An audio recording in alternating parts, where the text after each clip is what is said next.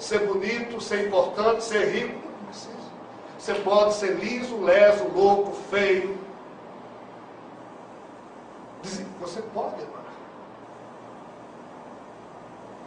As muitas matérias que os nossos espíritos cursam nas muitas vidas terrenas dizem respeito ao aprendizado da maioridade espiritual.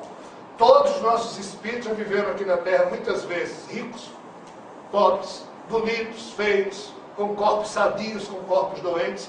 Nós, ao longo desses milênios, já tivemos todas essas experiências, para delas ir agregando ao nosso eu espiritual o fator resultante dos nossos méritos e deméritos, vivendo as diversas situações. Maioridade espiritual é quando você consegue estabelecer na sua condição espiritual uma atitude mental espiritual que tanto faz você nascer assim ou assado, você minimamente é tendente ao bem e consegue ser alguém útil na obra divina do estabelecimento do ideal fraterno nesse universo. Não é difícil. Mas nós que estamos sob a égide da pílula azul que nos deixa na ignorância abençoada, recebendo essas informações, a gente fica chocado. Você tem toda a razão. Mas se nós amarmos, a gente não precisa entender nada disso. Tem gente, pessoal, que vive lá no meio da tribo asiático-africana, que não sabe nem ler, que nunca ouviu falar de Jesus nem de Javé, que não sabe coisa alguma de coisa alguma, mas vive numa atitude de simplicidade amorosa com a natureza que o cerca, de tal modo que esse ser colabora muito mais para a conspiração positiva e bela desse universo do que nós, os ditos homens e mulheres, com acesso à cultura, com complicação intelectual, vinculados a religiões. Tudo está nesse sentido, na emoção e na simplicidade do ato de amar. Ponto. Tem 4 braços aí. É o seguinte, aquela expressão de Deus os criou, a sua imagem e semelhança, então tem uma dualidade de deuses aí nessa história, né? A parte espiritual, digamos assim, como Deus, e a parte material como Deus. Eu estava lendo um livro, que até eu passei por Ricardo I, que tem essa coisa, o Deus que vocês usam com Deus maiúsculo não é o Deus subverso dele de lá. E agora eu estou vendo que realmente é mensageiro do amanhecer. É um médium americano aí que isso até com o Ricardo que eu fiquei assustado para saber alguma opinião. Veja só, eu ainda, enquanto alguém que está tendo a obrigação de lidar com esses fatos e de falar um pouco a respeito disso, nada do que eu falei até hoje nas reuniões aqui do Grupo Atlas, ou mesmo nos programas de rádio em São Paulo, nada, muito pouca coisa é novidade. Tudo já foi dito há muito tempo. Que esse universo foi criado por um Deus adoentado, isso está escrito em diversos evangelhos apócrifos, gnósticos. Diversos. Esses evangelhos surgiram nos séculos 1, 2 e 3 depois de Jesus. Não há novidade. E Prajapati criou este universo e nele mergulhou como Brahma. E Brahma criou de si mesmo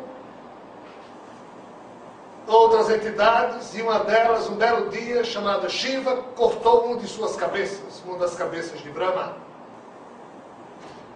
Isso é muito diferente do que nós estávamos falando aqui, sobre a divindade que mergulhou no universo, chamada Javé, que começou a criar a partir de si mesmo, e esses seres por eles criados começaram a ter problemas entre eles e brigaram com Javé. Isso está escrito nos Vedas há quantos milênios? Não há novidades. As novidades virão agora com a revelação cósmica. É a pílula vermelha, ela incomoda. Nós não estamos preparados para isso, mas, no entanto, isso terá que vir. Porque agora o que está em jogo é a salvação do planeta Terra e da espécie Homo sapiens. E Javé precisa da espécie Homo sapiens. Porque de todas as espécies, isso é novidade, todas as espécies criadas nesse universo, a mais recente é a espécie Homo sapiens. E ela tem uma condição que muitas outras não têm, a de influenciar Javé na sua pacificação vibratória por conta desse DNA.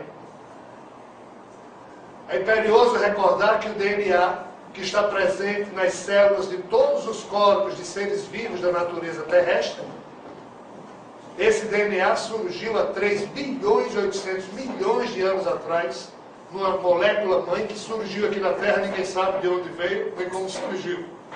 Existem as teorias da geração espontânea, da panspermia balística, da panspermia dirigida, para explicar como essa primeira molécula nasceu ou surgiu aqui na Terra. Ninguém sabe explicar como, mas a ciência já sabe que foi assim que aconteceu. Ou seja, há 3 bilhões e 800 milhões de anos atrás, dentro da história geológica da Terra, tem 4 bilhões e 600 milhões de anos, há 3 bilhões e 800 milhões de anos atrás surgiu essa molécula-mãe, essa célula-mãe, como código de DNA, que é igual, ou tem o seu conteúdo básico, que é comum a tudo que surgiu. E tudo que surgiu depois da natureza terrena, surgiu a partir dessa molécula-mãe. Isso é ciência. Tudo tem o mesmo DNA.